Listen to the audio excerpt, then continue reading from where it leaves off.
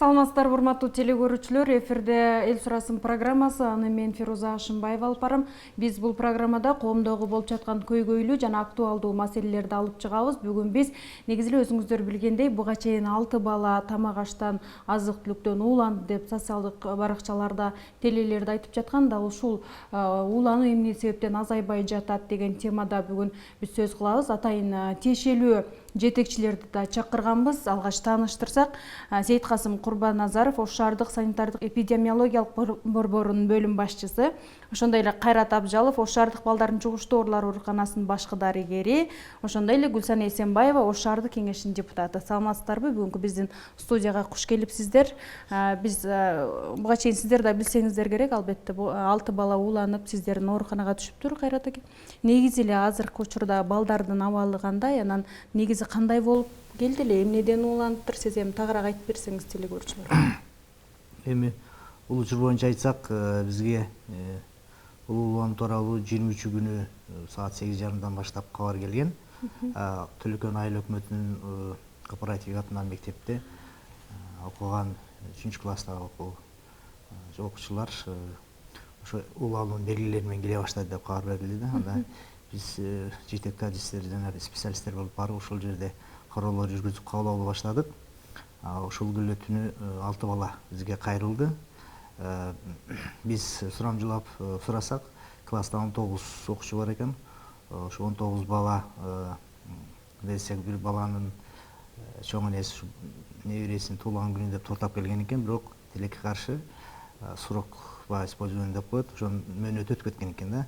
Аны билбей эле ошол жерге кичине чай беребиз деп, эми баланын туулган күнү экен деп ошол жерде уюштура коюшат, бирок тилекке каршы баягы ошол жеген торттон 6 бала бизге уулануунун белгилери менен түштү да. В общем, бардыгы бирге 19 бала болду. Анченен 2 мугалим да кошо келген, биринчи жардам көрсөтүлүп үйүнө кайрылган. Ал эми 6 бала бизде дарыланып жатат. Азыркы учурда алардын акыбалы канааттандырарлык. 1-2 күн ичинде үйүнө жооп беребиз аларды. Жакшы, рахмат. Урматтуу телекөрүүчүлөр, эскертип кетели, биз азыр түз эфирдебиз. Эгерде сиздердин кандайдыр бир суроолоруңуздар болсо, 276-52 номуруна байланышка чыгып суроо узатсаңыздар болот. Гүлсана эже, өзүңүз уктуңуз, азыр Кайрат мырзанын дагы өз оозунан буга чейин сиз да окуп билсеңиз керек. Анан бүгүн өзүңүздөрдө атайын шаардык кеңеште сессия болуп өттү. Негизи ушул маселе сессияда каралдыбы? Сессияда каралган жок. Эми азыр кичине маалымат алган боюнча, бул жерде тез бузулуучу тамак аштар кетет да, торт делечи. Анан ал эне бир күн үйдө кармап калып атат. Эми андай торт деген нерсени ушу замат деле ошол күнү алса болмок, мындай коопсуздук дегендей. Анан мен дагы бир ойго келип атам да, ушул мораторийдин жеке ишкерлерге мындай бир колдоо максатында мораторий жүргүзүп койбодубу? Бул дагы ошонун кесепети дагы болуп атат да. Ошо жеке ишкерлердин жоопкерчилиги жоктуктан, анан кийин ата-энелердин дагы баягы тамак аштын сапаты бүгүн эрте деген белгилер турат, ошолорго көңүл бурбагандыгы, эми мисалдар көп. Анан эми мектепке алып барбай эле койсо болот эле да, ушу тортту үйүндө жасаш керек эле. Бул дагы мектепте болгону туура эмес. Ошого жол койгон мугалим дагы эми дегенде эле биз мугалимдерди күнөөлөйт экенбиз, бирок мугалимдер деле күнөөлөйбүз. Ошо ата-эне ошо баланын көңүлүндө отуруп мындай кырсык деп койсом случайлар болуп атат да. Эми бул кечээ гана эми торттон баягы бир күн кармап койду деген гана сөз кармалып атат да, Гүлсана эже. Бирок мындай окуялар көп эле да. Бир эле торт эмес, башка азык түлүктөн деле уулануулардын азыр саны көп да, Кайрат мырза, туурабы? Мисалы сиз айтып кетиңизчи, алгач статистика боюнча мына өткөн жылга салыштырмалуу, мына быйылкы жылдын 9 айында канча адам ошол азык түлүктөн тамак аштан ууланып түштү өткөн жылга салыштырмалуу? Негизинен бул уулануу боюнча кайрылуулар тез эле болуп турат, себеби жай мезгилинде күн ысык болгон учурларда баягы тамактарды туура эмес сактоо же болбосо туура эмес пайдалануу, мөөнөтү өтүп кеткен тамактарды кайрадан ысытып берүү учурларында бизге бир айда жок дегенде 7-8 оорулуп кайрылып турат да. Бирок мындай массовый случай азыр бул жыл боюнча биринчи жолу болуп атат да. Негизи эле мындай азыр эжеке дагы айтып кетти, ошо баягы мораторийдин дагы көп немеси таасир берип атат да, себеби тамак аш объектилеринин жасалуучу жерлерди текшерүүлөр кескин түрдө кыскартып таштады да. Например, бул тамак аш бышырылган баягы тест татымдар деп коет, ошол жерлерден болуп атат. Олорду текширейин десе, жеке ишкер деп мораторий болуп койгон. Санкт-Петербург көзөмөлдөрү же болбосо башка структуралар барса, алар киргизбейт. Себеби мораторий бар деп бизге уруксат берилген. Ошол дагы себептер көбүнчө ушу социалдык объекттерде иштердин терс тасына кетип калып атат да. Рахмат. Негизи Сейиткасым мырза, чындап эле мен сиздерге чындап суроо деле бере албай калдым да, анткени эмне десе элем бизде мораторий жарыяланган деп элечи. Чындап айткандачы, буга чейин да бул темаларды көп көтөргөнбүз, бирок бизде мораторий жарыяланган, биз текшере албайбыз деп. Эгер биз чындап эле ишкер адам деп кимди айтабыз, кимдерди текшере албайбыз? Көчөдөгү эле мисалы ар кайсы жерде кичинекей чакан буйтук жерде пирожки же болбосо башка нерселер сатып отурган адамдарды да ишкердей алабызбы? Аларды да текшере албайсыздарбы? Негизи андай учурлар да катталып жатат да. Ишкер адам деп биз ошол ишкердик өзүнүн ишмердүүлүгүн стат башкармалыгынан каттоодон өтүп, ишкер деген көөлүктү алып, андан салык инспекциясынан каттоодон өтүп, тийиштүү салыкты төлөгөн адамды биз ишкер дейбиз. Ал эми сиз айтып аткан жанагы өздөрү билип эле көл тиричи сынайынан бир нерселерди бышырып көчөдө сатып отургандар булар ишкер эмес. Алар жөн эле коомдук тартипти бузуп аткан. Өз тиричилиги үчүн кам көрүп иштеп, бала чакасын багып жүргөн, өздөрүн багып жүргөн адамдар аларчы. Эми бүгүнкү учур боюнча мына мен бир аз тактоо киргизип коеюн. Мына бүгүнкү күнгө 7 окуучу, 2 мугалим, 9 адам угуланды да. Мектеп өзү Кара Суу районунун аймагында жайгашканы менен шаарга карайт. Ошон үчүн биз мындай учурларда биз мораторийга карабайбыз. Улануу чыгып массовый чыгып аткан учурда биз эч кандай мораторий жок эле түз барып текшергенге акылбыз. Азыр эми текшердиңиздер да ошол жана кондитердик. Азыр текшерүү чыгардык, текшерүү жүргүздүк. Текшерүүнүн натыйжасында бүт ооруканада жаткан балдардын ашказандан чыккан тамак калдыктары, калынан, канынан анализдер алынып лабораторияга тапшырылды. Шектүү продукт деп айтылып жаткан бүгүнкү торттун дагы үлгүсү лабораторияга тапшырылды. Ал жерде торттон башка дагы үй шартында жасалып келген компот ичкен деген факты бар, бирок ал продукттун калган эмес. Ошол себептен биз лабораторияга ала албадык. Бүгүн ушул саатка чыккан натыйжа балдардын баардыгынан, калдарынан алтын түстүү стафилококк деп коет, бизде золотистый стафилококк деген микроб бар. Ушул нерсе бүгүн чыкты. Ал эми торттун анализинин жыйынтыгы чыга элек, эртең же бүрсү күнү чыгып калат. Биз ошондо гана толук айта алабыз кайсыл продукт ошол эмнеден уланган, ошол же торттонбу же башкаданбы, ошондо биз толук кандуу окончательно айтабыз да, ушундай деп туруп. Эми азыр торт ошо шектүү продукт гана болуп турат. Анан дүкөн саткан дүкөн, торт саткан дүкөн бүгүнкү күндө жабылган. Ал тиги окуучунун чоң энеси алган торттон башка дагы 18 торт магазинден тапканбыз. Анын баардыгын алып соодадан утилизацияга бергенбиз. Торт чыгарган цехте барып текшердик. Цех дагы жабылды бүгүнкү күндө.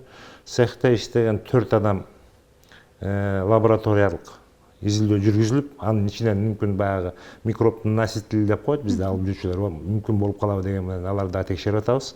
Аларды текшерип, ал эми торт жасаган вкусляндия деген цехтин несине 23 000 сомдук айыппул салынды бүгүн. Ал эми мектептеги ошо чай ичип торт менен уюштурган поварга 7,5 000 сомдук айыппул салынды. Себеп дегенде крем тортун мектепте сатканга болбойт. Бул мектепке сатканга тыюу салган продуктыларга кирет. Ошо карабай ал жерде ошо тиги кемпирдин баланын чоң энесинин суроосу менен ошондой нерсеге барып койгон. Ушундай чараларды бүгүн көрдүк. Эми ошол торт дейбизби? Ошо торт деле айталычы, канча күнгө чыгарылат өзү? Же ар бир фирма ар канча убакыт береби? Ар бир продуктунун чыгаруучусу өзү, ээси өзү сакталуу мөөнөтүн өзү аныктайт. Рецепттерине жараша. Бүгүнкү күндө бүгүн торттордун сактоо мөөнөтү 48 саат. Негизинен көбүнчө 48 саат, кээде 72 саатка чейин, же болбосо 3 суткага чейин. Азыркы ошол Алдагы шарт ошол температуралык шартта сакталса. Азыркы торт ууланган. Азыркы торттуку момундай болгон. Азыркы бүгүнкү торттун ууланган деп айтып аткан торттун этикеткасында маркировка деген таптакыр болгон эмес. Ал кайсы күнү даярдалганында жазылган эмес. Кайсы күнгө чейин жарактуу деген да жазылган эмес. Бул толук мыйзамдуулукту бузган факт деп эсептелинет да. Андай болбош керек. Же болбосо сөзсүз түрдө дата выработки деп коет, чыгарган күнүн жазат, же болбосо мынанчанчы күнгө чейин жарактуу колдонууга деген жазуу сөзсүз болуш керек. Сиздер буга чейин ал цехти текшерип көргөн эмессиздер? Ал цехти текшерип көрбөгөнүбүздүн негеси ошол жанагы биз айтып аткан мораторийдин кесепети. Биз пландуу текшерүүлөрдү жүргүзбөйбүз, акыбыз жок. Көрдүңүзбү, ушундай азыр стафилококк деген чыгып, ушуга мен азыр ойлонуп калдым да. Демек, ошол мораторий жарыялап, анан булар текшере албай, санитардык китепчеден өтүш керек. Ал деген сөз бүт организмди, анализдерди текшерип, ошол поварларды жасап, торту жасагандарды да өтүш керек да. Мүмкүн ошол стафилококк носительдер ошолордон да болушу мүмкүн. Жана повар деп атасыңар, бөлүп берген ошо столду жасаган, андан да чыгышы мүмкүн. Сөзсүз түрдө көзөмөл болуш керек деп билдирип атат да. Эми ушунан дагы коллегамдын ишмердүүлүгү ошо санэпидстанция деп коелук да, ошолордун көзөмөлдүгү жоктугу да. Анан бул бир, экинчиден ар бир ишкердин дагы жоопкерчилиги жоктугу.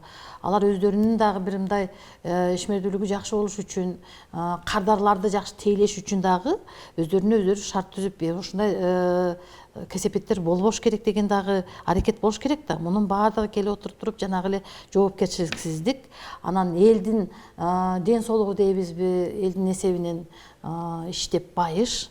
Эң негизги максаты ошондой болуп жатат. Ден соолуктукка бир кайдыгер мамиле болуп жатат да. Эми мораторий жарыяланды деп, мисалы эл өкүлү катары сиздер деле жөн отурбасаңыздар керек, Гүлсане эже. Сиздер де эл өкүлү катары балким шаарды текшерип көрдүңүздөр, текшерип жүргөндүрсүздөр эми буга чейин. Ошол убакта эскертүүлөрдү берип жүрөсүздөрбү? Бир жеринен чыгып текшерип жүргөндө сиз да кошо жүргөнсүз. Ошондо шаардагы акыбалды көрдүңүз да, коомдук тамак таануучу жерлерде. Эми бул билбейм, ошол мына Сейит мырза айткандай, кичине бир нерсе сатып эле жатышат, ага уруксатты ким берип коюп атат, көзөмөлдү ким кылыш керек. Биз айтып эле атабыз, тиешелүү органдар иштегиле. Тиешелүү көзөмөл жасап ошол шарттарды түзгүлө деп сиз айткандай эл өкүлдөрү жөн отурган жок. Биз талап кылып жатабыз, шарттарды түзүп берип жатабыз. Тилекке каршы дагы деле ошол башаламандык болуп жатат да.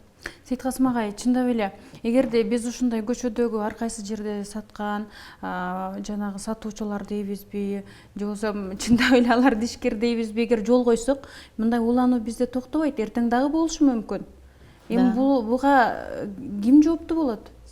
Эми буга жооптуу ошол саткан, ошол күмөндүү продуктуну саткан адам жооптуу болуп калат ушул жерде азыр. Анан кийин муну өзү айтып атпайбы, мына текшерүүнү токтотуп койду бизге. Мен толук мына коллегаларыма кошулам да. Биз санэпид көзөмөл бул каражатты текшербейбиз, фискалдык органдарга кирбейбиз. Биз тек гана тазалыкты гана текшере турган орган болчук.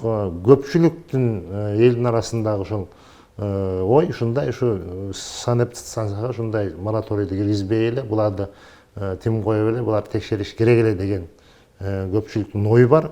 Биздин оюбуз дагы, менин оюм дагы ошондой. Эгерде бизде ошол текшерүүчү органдардын арасына киргизбей эле тиги гаи сыяктуу кылып, гаи нарушение кылган жеринден гаи кармап туруп штрафты салып атпайбы? Бизге да ошо мыйзамдуулукту бузган жерден кармап туруп, кайсы күн болобу, кайсы саат болобу, бузган жерден кармап туруп ошондой бир мыйзам чегиндеги чараларды көргөнгө уруксат бергенде мүмкүн жакшы болот беле деген ойдомун да. Эми ошондо дагы мораторий жарыяланса да сиздерге кечеги окшогон арыздар келип турат да. Ооба. Мисалы быйылкы жылдын эсебинен канча арыз түштү? Быйылкы жылдын эсебинен акыркы мезгилдерде аябай көбөйүп кетти. Так, азыр 37-38-син өткөндө каттадык.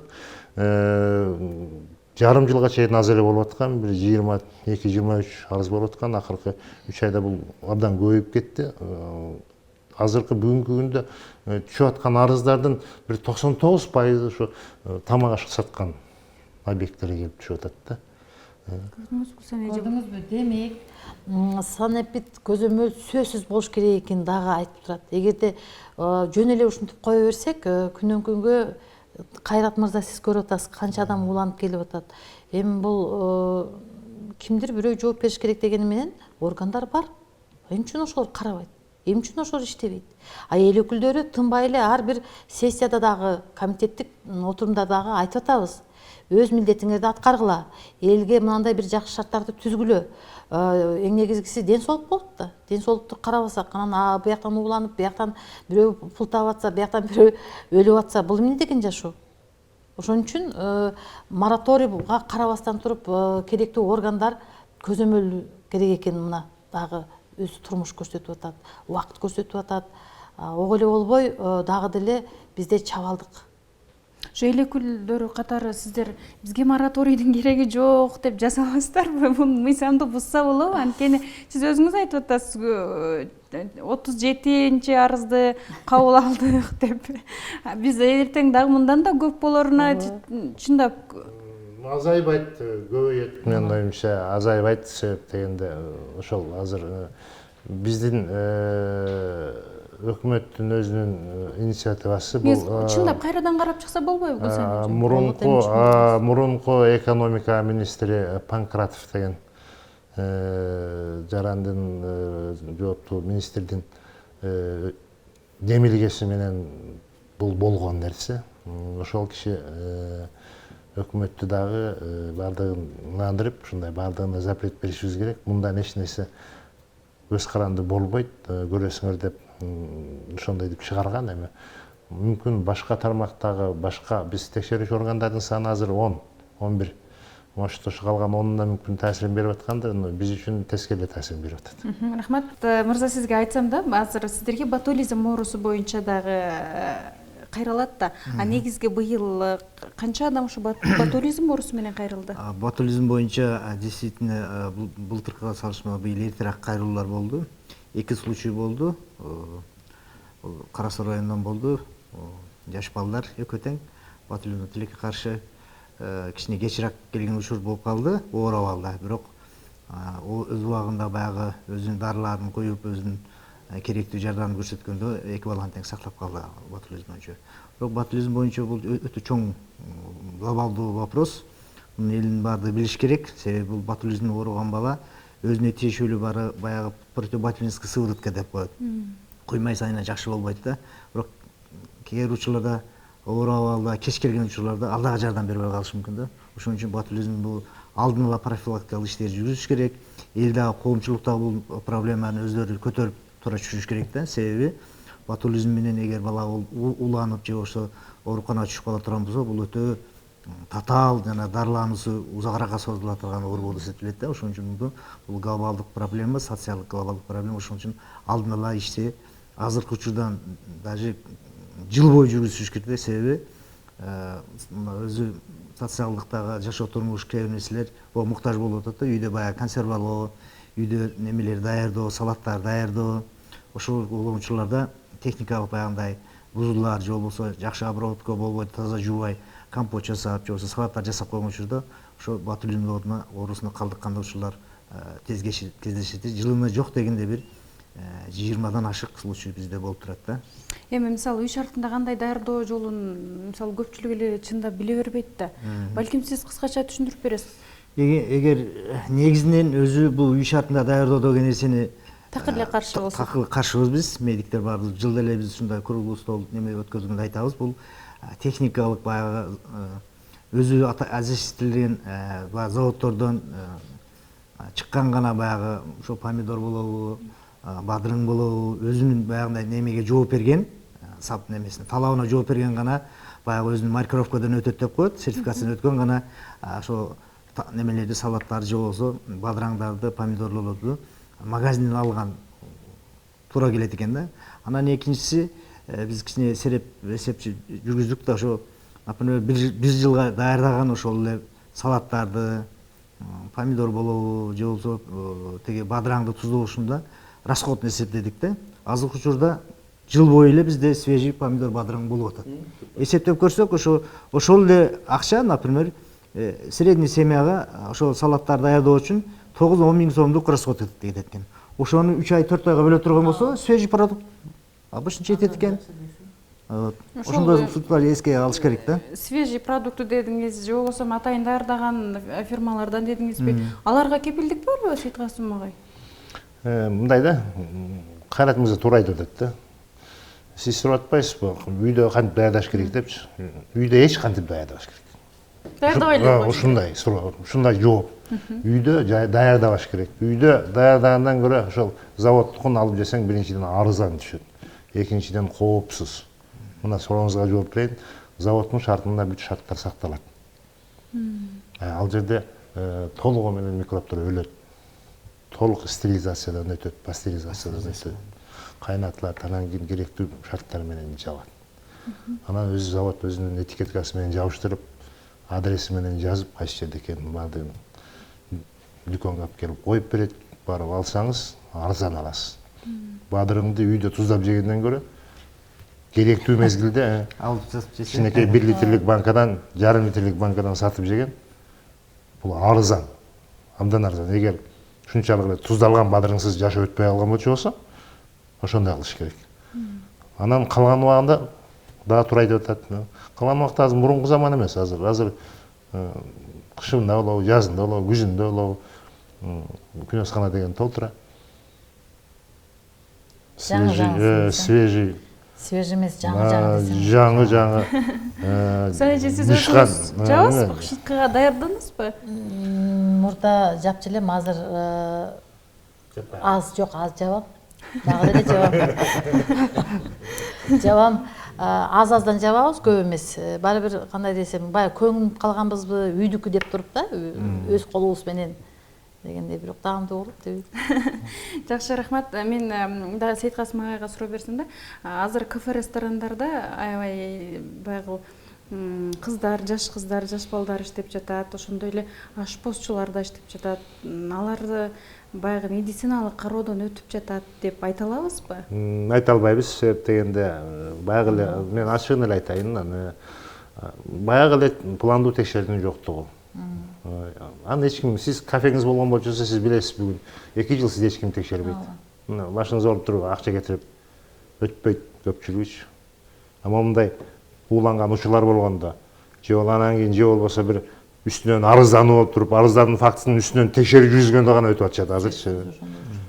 Антак биздин ишкерлер өздөрүнүн аң сезими менен, өздөрү ак ниеттик кылып барып, мен өтүп коюшум керек эле деп барып өткөндөр абдан аз.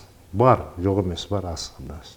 Сенже чет өлкөлөргө көп чыгасыз, билебиз, бирок сиз ошондо чет өлкөлөргө чыгып айырмалап, маселен, башына жанагындай атайын баштыктарды кийип, колуна атайын баягы колгаптарды кийип иш кылышат го аларчы. Анан эмне үчүн, мисалы, эгерде болуптур ишкерлерди мораторий жарыялап сиздерди текшертирбей койсо, жеке өзү ишкана ачып аткан ишкер эмне үчүн кайдыгер мамиле кылат деп ойлойсуз? Бул жерде ар бир нерсенин тартип эрежеси бар да. Сиз абдан жакшы суроо бердиңиз.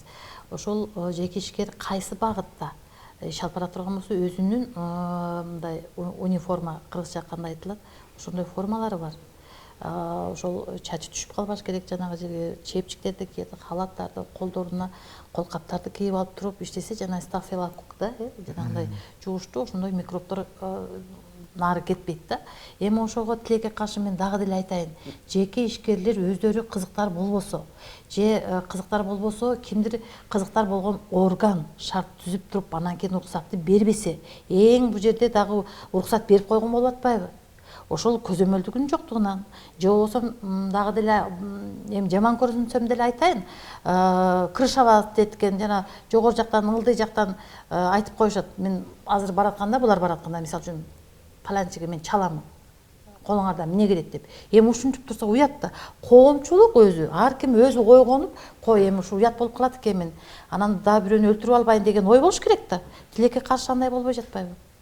Ушунун баары башка, сиз туура айттыңыз, чет өлкөгө барсаң, ар бир нерседе маданияттуулук, жоопкерчилик баратканда сезилип турат да. А бизде көчөдө эле ошол жакшынакай кафеге кирсең деле алардын бир көрө албайсың, ошол жерде иштейт экен деп. Аралаш эле кирген кардар же тейлөөчүнү түшүнбөй калган учурларда түшүнбөйсүң алар. Ошол Сейиткасым мырза, ушул күнгө чейин канча ишкерге ошондой арыз менен кайрылган адамдарга канча ишкерге айыппул салынды? Бүгүнкү күндө ошол жана 37 деп айттым го, 37 арызданын түшкөн болгон болчосо, текшерген мезгилде арыздагы фактын гана текшересиң да, мыйзамда ошондой да. Сиз кайсыл арызга эмнеге арыздансаңыз ошону гана текшериш керек бар. Анан кийин сиз арызыңызда жана айтып аткан сан книжкасы жок экен деп эле жазып койсоңуз, мен барып сан книжканы гана текшеришим керек. Анан жанындагы баягы кир болуп атабы, дезинфекция болгонбу, халаты бар текшербешим керек да. Азыр предпринимательдер баарын билип алышкан. Анан кийин мыйзам ошондой жазылып калган, баягы арыз боюнча мыйзам, ошол арыздагы фактынын рамкасынан чыкпайсың деп койгон. Анан ошондой текшеребиз да, анан барабыз, арыздагы факты далилденген учурлардын текшергенде сөзсүз түрдө айыппул салынат. Бүгүнкү күндө айыппулдун ошо 37-синин ичинен 31-ине же 32-сине салынды. Айыппулдун көпчүлүк айыппул ошо 7,5 миң, анан 23 миң сомдон. Статьясы ошого туура келет. Баягы негизи тест татым дейле, көчөдөгү тест татымдарды эгерде рас биз ошол нерсени жийне албасак, же болбосо аларга жап дей албасак, аларга бир кандайдыр бир шартты көрсөтүш керек да, талап боюнча мындай деп бир талаптарды айтсак болобу, Сейиткасым мырза? Азыр ошондой иш менен азыр ала кирбеген эле баягы азыр мына мораторий дегенден баштап биз ошондой жумуштар менен көбүрөөк алектенип калдык. Ар бир ишкерге өзүнө чыгып өндүрүштүк контроль деген түшүнүк бар.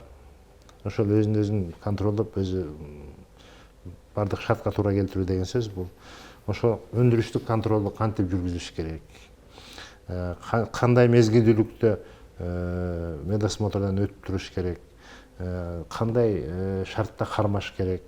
Чыгарган продукцияны кантип сатыш керек, кантип сакташ керек, кантип маркировка кылыш керек?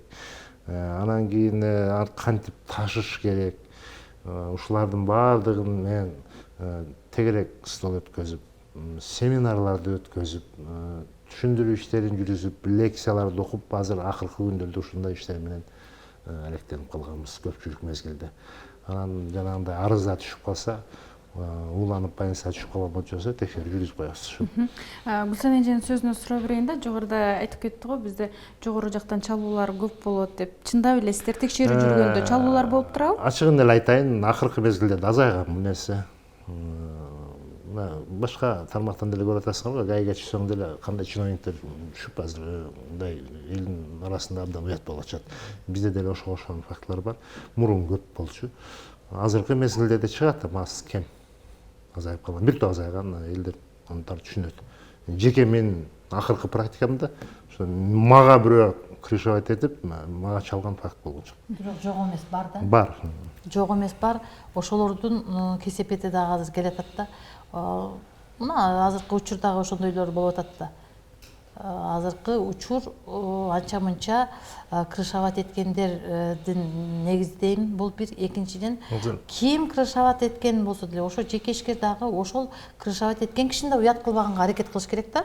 Анан өзүн да уят кылбаганга. Тилекке каршы андай эмес, бирөөгө таяна турган болсо бизде ошондой унчукпай мен колуңан келгенин кыл деген аны көрүп атабыз да Азыр бардык. мына биздин инспекторлорго деле ГАИдин инспекторуна окшотуп уруксат берип койгон фото, видео съемка кылганга. Бизде ошондой мезгил болчосо аудио съемкасы менен чөнтөк телефон менен тартып мына происшествие эткендерге азыр социалдык түйүнгө чыгасың десек сезишет азыр.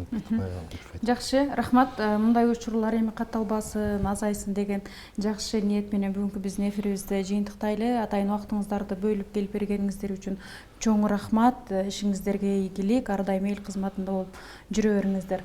Урматтуу телекөрүүчүлөр, Эл сурасын программасы соңуна чыкты. Кийинки программадан көрүшкөнгө чейин саламатта калыңыздар.